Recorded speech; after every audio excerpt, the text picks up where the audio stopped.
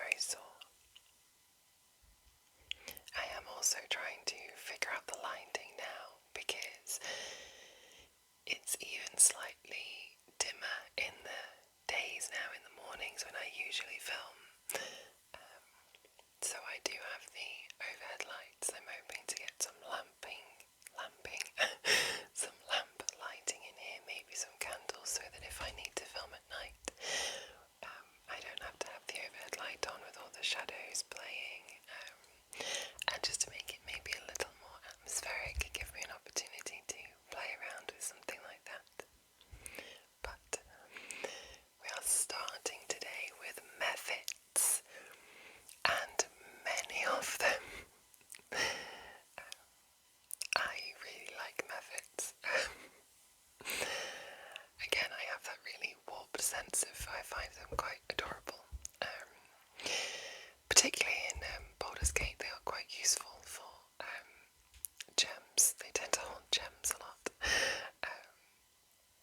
And quite useful alchemy ingredients, which, as a avid potion maker on Baldur's Gate, I love. But I love the chaos of this image. I do not appreciate the destruction of this book here. Mr. Firemuffet, I'm not happy with that.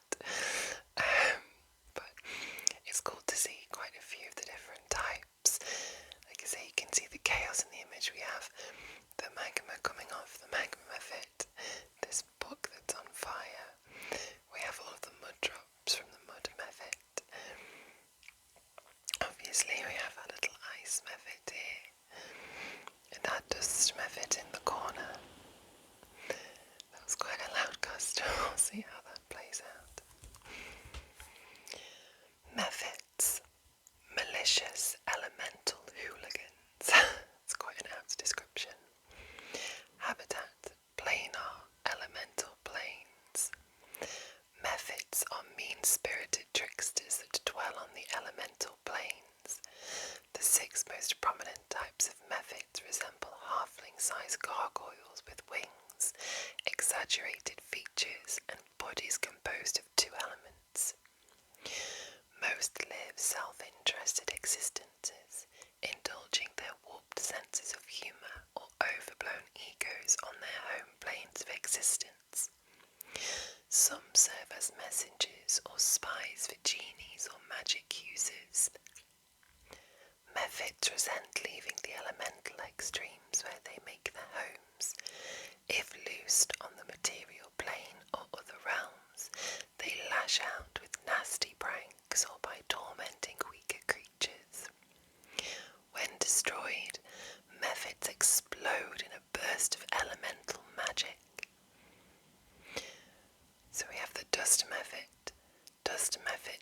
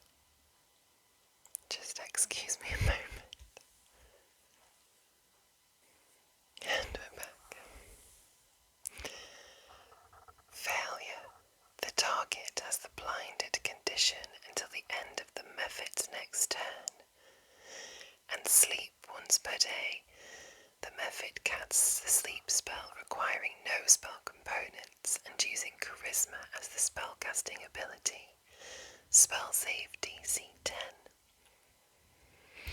The Ice Method, AC 11, HP 21, Speed 30 feet, Fly 30 feet, Initiative +1.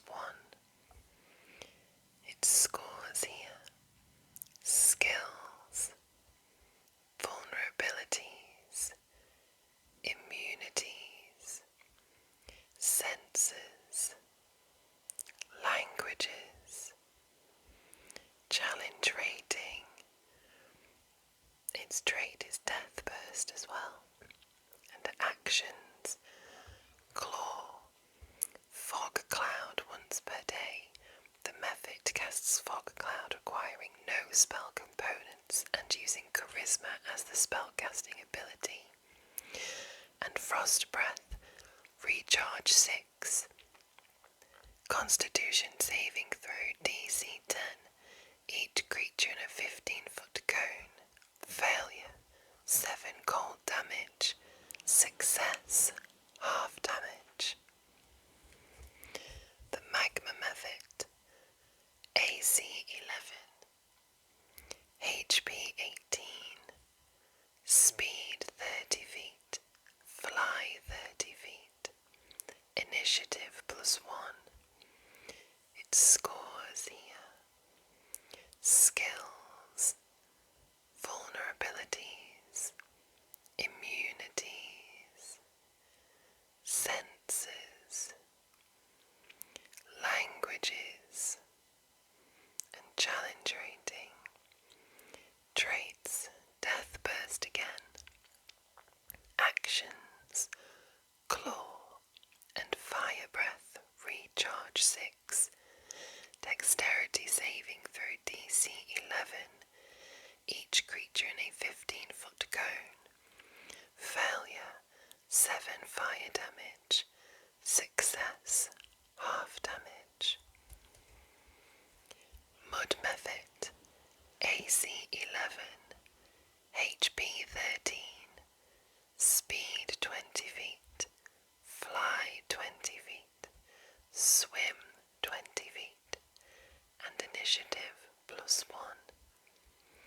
Its scores here: skills, immunities, senses, languages, challenge rating.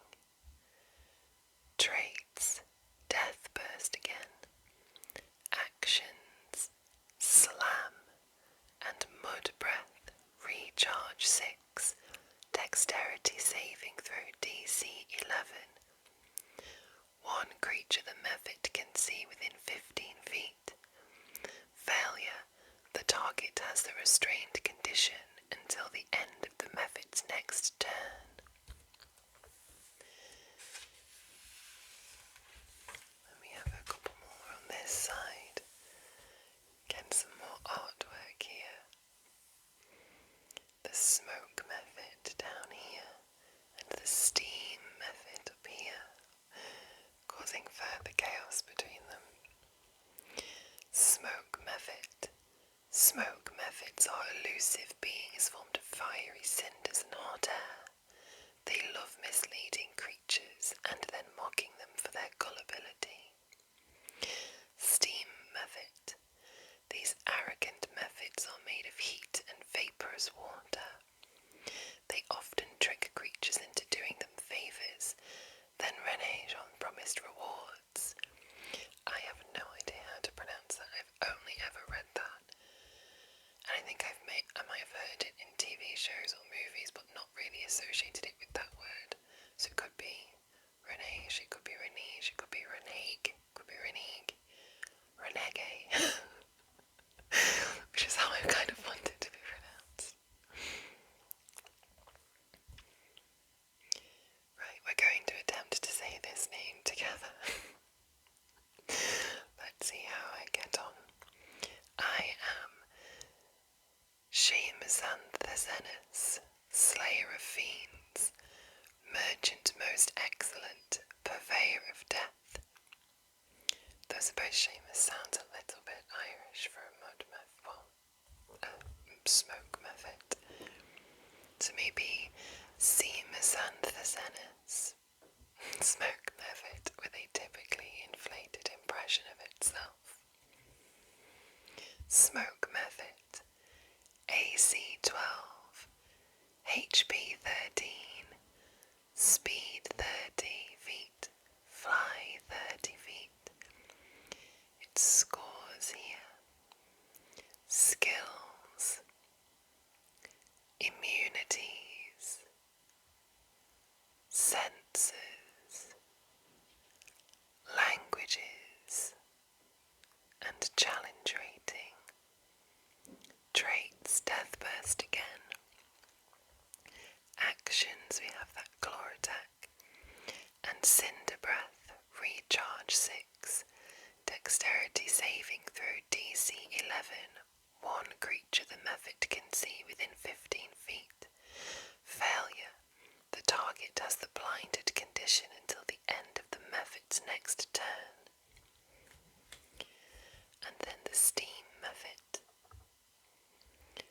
AC 10, HP 17, speed 30 feet, fly 30 feet, initiative +0.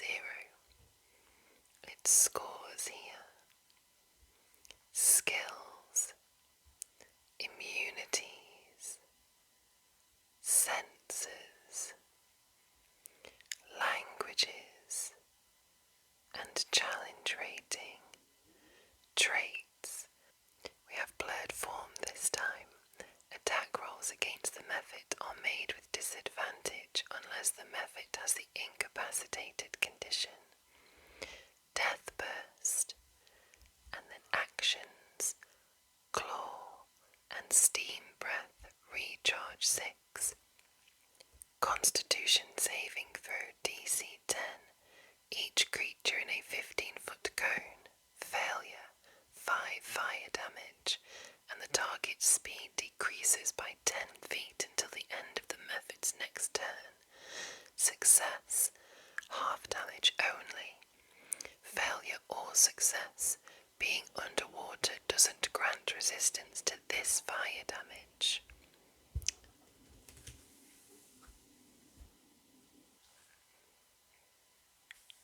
Next up we have merfolk.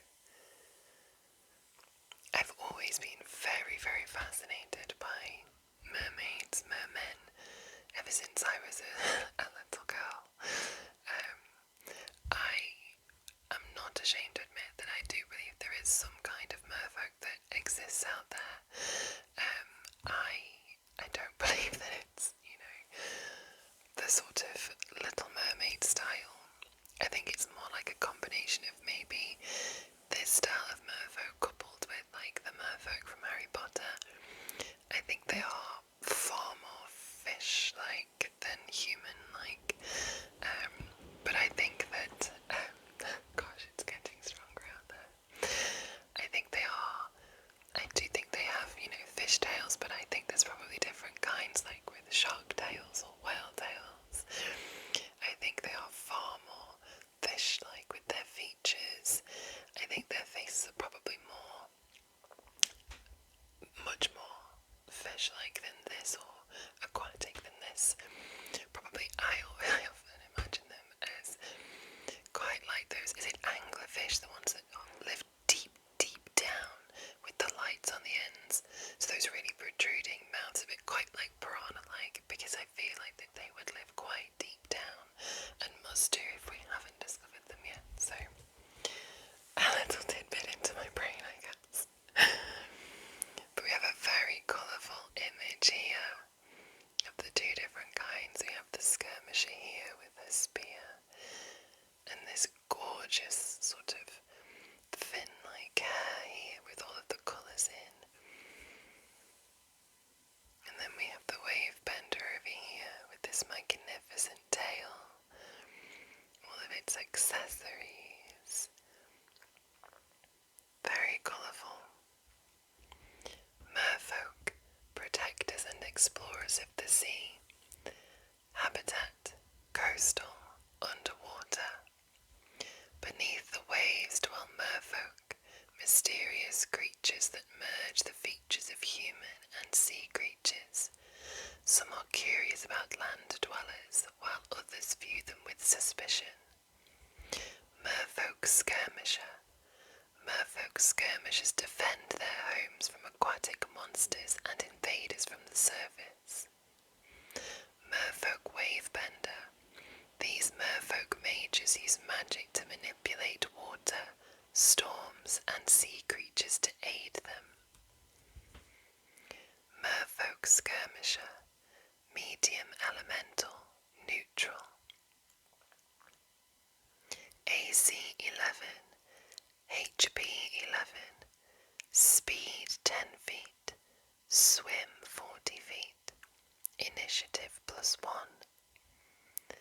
its scores here: senses, languages, challenge rating, its trait amphibious, actions, ocean spear, melee or ranged attack roll +2, reach 5 feet, or range 20 to 60 feet. Hit 3 piercing damage +2 cold damage. If the target is a creature, its speed decreases by 10 feet until the end of its next turn. Hit or miss, the spear magically returns to the merfolk's hand immediately after a ranged attack. And then Merfolk Wavebender, AC 14, HP 97, speed 10 feet, swim 40 feet, initiative +4. Its scores here: skills, resistances, senses, languages, challenge rating, trait amphibious again, attacks, multi-attack, aquatic burst, melee or ranged attack roll +7, reach 5 feet or range 60 feet, hit 20 cold damage. If the target is a large or smaller creature, it has the prone condition. And spellcasting, at will, elementalism, and light, once per day each, control water, and create or destroy water. And then a reaction, watery rebuke, trigger, an enemy the merfolk can see enters a space within 5 feet of the merfolk. Response, strength saving throw, DC 15, the triggering enemy. Failure, 14 cold damage. If the target is large or smaller, it is pushed up to 30 feet straight away from the merfolk by conjured water.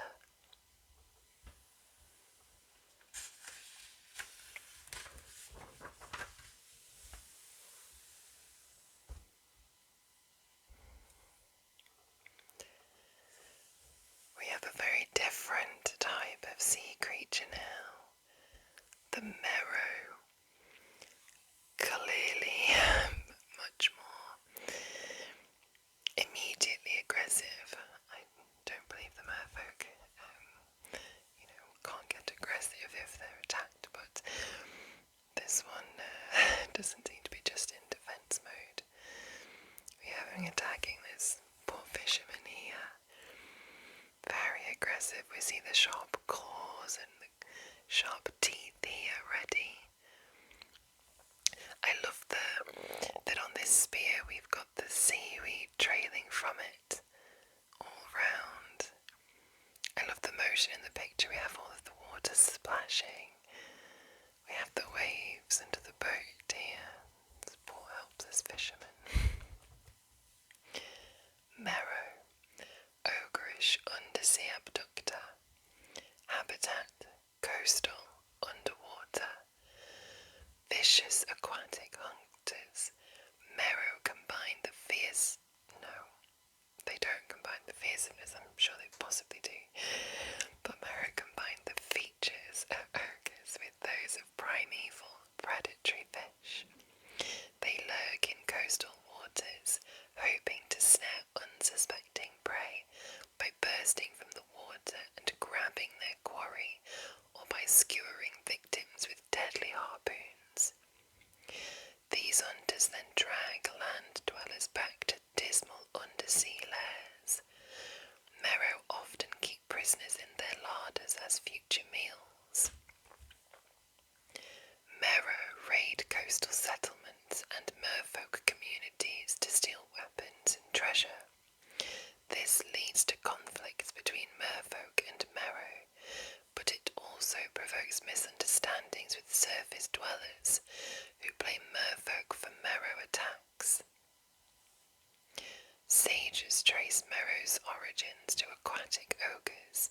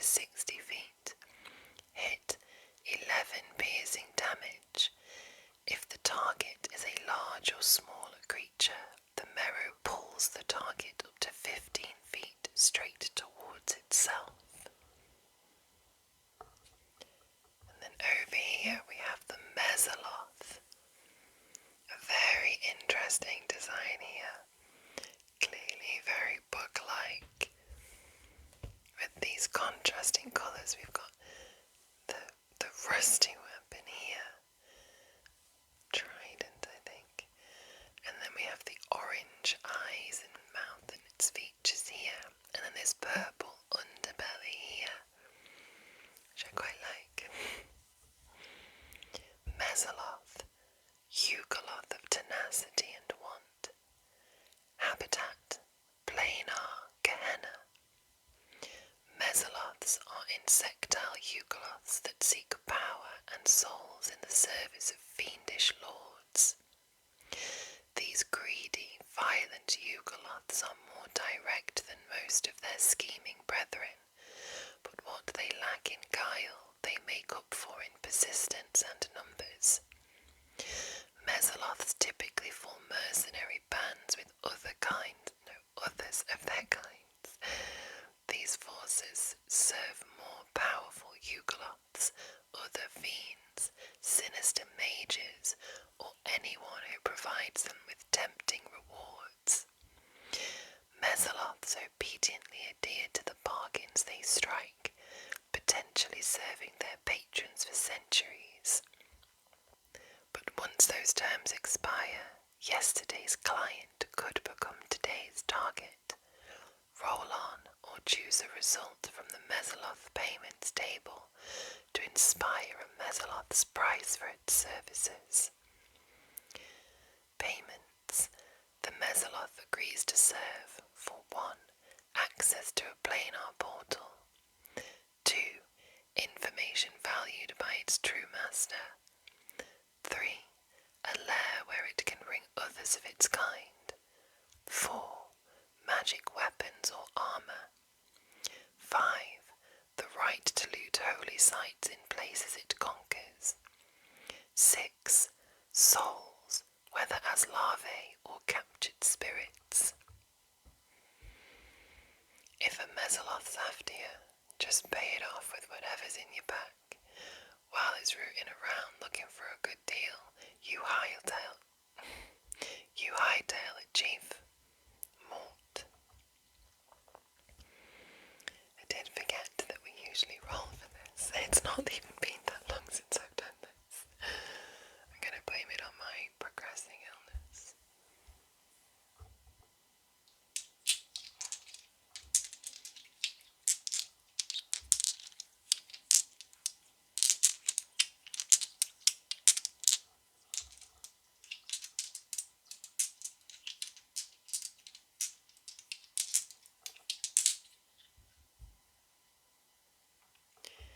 D6 for this one.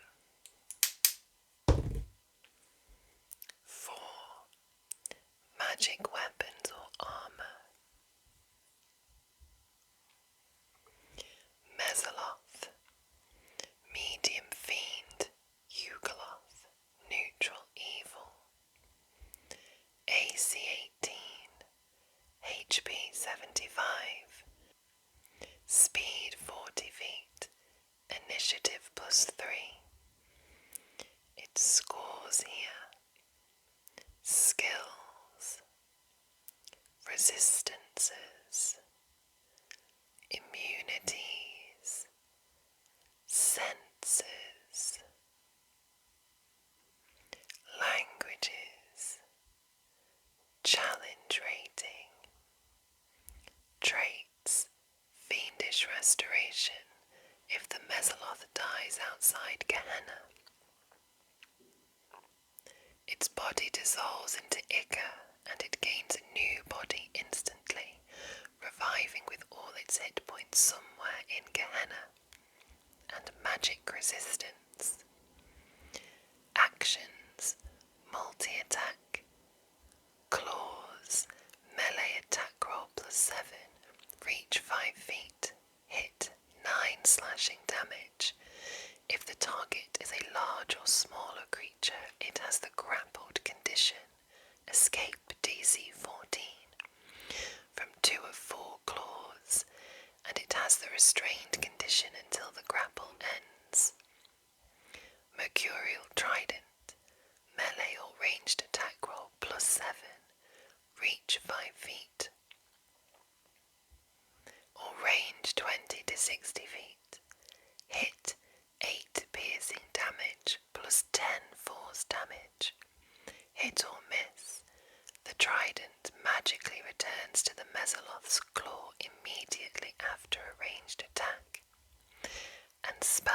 casting, once per day each, Cloud Kill, Darkness, and Dispel Magic. And bonus action, Teleport, range 5 to 6. The Mesoloth teleports up to 60 feet to an unoccupied space it can see. It can teleport one creature it is grappling to an unoccupied space within 5 feet of its destination space.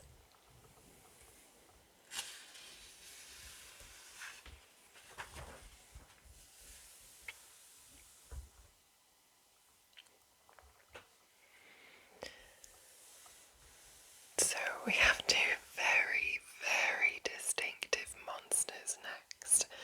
We will start with the Mimic. And I love this artwork. It's very much like Spot the Mimic. And I think everything is a mimic, basically. This poor adventurer. We have the classic loot chest as a mimic. We have a photo frame here. We have a barrel of what looks to be gems here. This chair is also a mimic, and even in the background, I think this helmet, you can just see the mouth. I mean, there's even a mimic pattern on the wall. Whether that's there to suggest that the entrance is also a mimic, or that this is just a mimic lair, I don't know, but I really hope this adventure has some friends, because this is not looking promising for them. Mimic, shapeshifter disguised as an unassuming object. Habitat, underdark, urban. In their natural forms, mimics are little more than roaming stomachs, their blobby bodies covered with alien eyes and teeth. They can alter their colour, texture and dimensions to duplicate inanimate objects of their approximate size. Mimics use their disguises as both camouflage and bait. Once victims draw close, mimics strike, lashing out with their sticky pseudopods and toothy mouths. After consuming victims, mimics usually relocate, change form, and await their next meal. Use the following list to inspire mimics' shapes. There's quite a lot here, but I will read through them. Altar, bell, boulder, cauldron, chair, chandelier, chest, cot, door, floor mat, giant gemstone, gravestone, heap of leaves, keg, ladder, lectern, mannequin, mirror, obelisk, oversized cake, panel of levers, pile of bones, potted plant, row of books, that one would get me in a heartbeat, sarcophagus, sculpture, ship's wheel, sign, stalagmite, stump, table, tapestry, taxidermy, throne, topiary, weapon rack. Mimic, medium monstrosity, neutral, AC 12, HP 58, speed 20 feet, initiative +3. Its score here, scores I should say, skills, immunities, senses,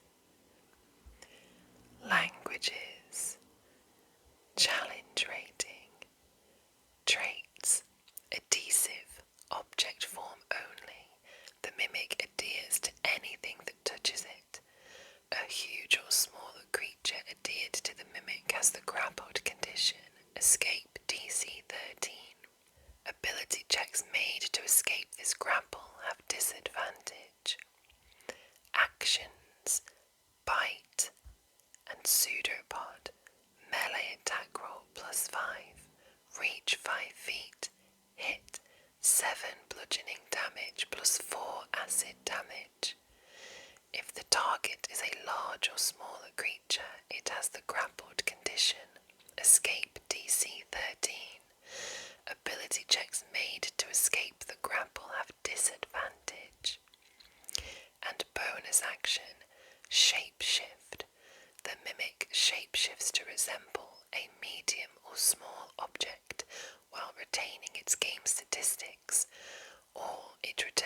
its true blob form.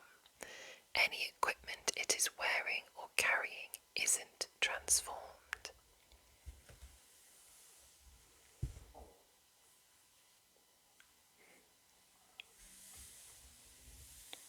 Here we have mind flares. Like I mentioned, a very, very recognizable creature here. My only interaction with them is admittedly through Baldur's Gate. I haven't encountered them in game at all. A very prominent silhouette and features here. The classic tentacles and bald alien-like head. Holding a brain, of course it is. I've always found their armour to be quite cool though. It's just a really, really nice armour with all the metal silvered pieces.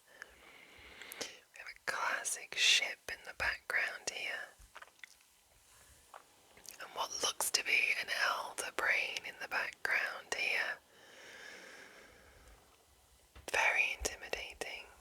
The classic colours, we've got the purple, blues in the background, you can see it's very spacey, very astral. Mind flares, brain-eating underdark tyrants, habitat underdark, scattered survivors of a world-ruining multiversal empire. Mind flayers lurk in secret conclaves hidden deep within material plane worlds. Within their alien sanctuaries, these wicked masterminds, also known as lithids, reshape the Underdark and its inhabitants to serve their unfathomable whims. Mind flayers are feared for their psionic powers, which allow them to stun and control other creatures, and for their horrific method of feeding, using their 4 slimy tentacles to extract the brains of their victims. Mind flayers are infamous plotters and manipulators, concocting plans that reach beyond their subterranean realms. Aside from using their psionic powers to control others, mind flayers often experiment with their own bizarre life cycles, implanting other creatures with illithid young to create unnatural servants. Creatures such as Grimlocks and Intellect Devourers result from mind flayers' biological tampering, which we've seen earlier in the book, of course, while other Underdark-dwelling monsters, including Kuatoa, Gorgoths, and Troglodytes, often serve illithid masters. Githyanki and Githzerai, which you've also seen already, have a long adversarial history with mind flayers and bear the scars of illithid manipulation. Very intimidating. Mind flayer colonies. Mind flayers work as lone schemers in mysterious cabals or as part of world-spanning illithid conspiracies. In groups, mind flayers work toward bizarre agendas organized by an elder brain, a massive, brain-like being with incredible psionic powers. Without such a leader, groups of mind flayers fall to self-destructive squabbling. Roll on or choose a result from the mind flayer machinations table to inspire an illithid conclave's plots. Mind flayer machinations. The mind flayer colony seeks to 1. Blot out the sun so their underdark dwelling servants can invade the surface. 2. Create a new monstrous fusion between mind flayers and a legendary monster. 3. Forge a psionic network uniting illithid colonies. 4. Replace world leaders with intellect devourers. 5. Restore a vessel to travel through wild space. And 6. Sacrifice mobilize the mental energy of a planet's populace to take control of a Githyanki bastion. Let's find out what Mind Flayer Machination would be. So another D6 here. 1. Blot out the sun so their underdark dwelling servants can invade the surface.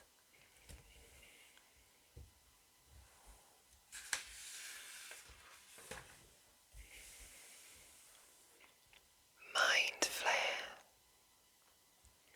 A Mind Flayer's hunger for brains is outmeasured only by its thirst for dominance, and it embraces any plot that allows it to indulge both.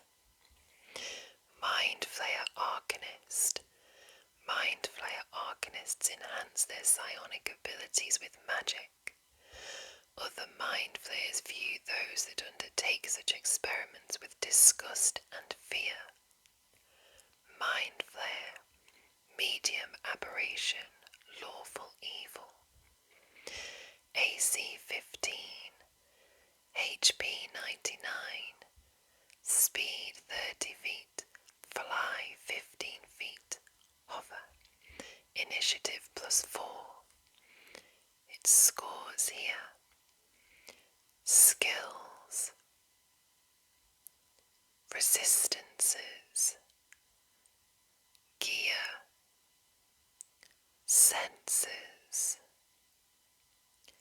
Languages, Challenge Rating, Traits, Magic Resistance, Actions, Tentacles, Melee attack roll +7, reach 5 feet, hit 22 psychic damage. If the target is a medium or smaller creature, it has the grappled condition, escape DC 14 from all the Mind Flayer's tentacles, and the target has the stunned condition until the grapple ends. We have Extract Brain, Mind Blast, recharge 5 to 6, Intelligence saving throw DC 15, each creature in a 60-foot cone, failure, 31 psychic damage, and the target has the stunned condition until the end of the Mind Flayer's next turn. Success, half damage only, and spellcasting, at will, detect thoughts, once per day each, dominate monster, and plane shift, self only. And here the Mind Flayer Arcanist, AC 16, HP 143, Speed 30 feet, Fly 30 feet, and Initiative +6. Its scores here. Skills, Immunities, Gear, Senses, Languages, and Challenge Rating. Its trait, Magic Resistance, Actions, Multi-Attack, Arcane Tentacles, Melee or ranged attack roll +9, reach 5 feet or range 120 feet. Hit 27 psychic damage, and the Mind Flayer can teleport the target up to 30 feet to an unoccupied space the Mind Flayer can see, on a surface or liquid large enough to support the target. If the damage reduces the target to 0 hit points, the Mind Flayer kills it and magically devours its brain. Mind Burst, and then spellcasting, at will, detect magic, detect thoughts, disguise self, mage hand, the hand is invisible.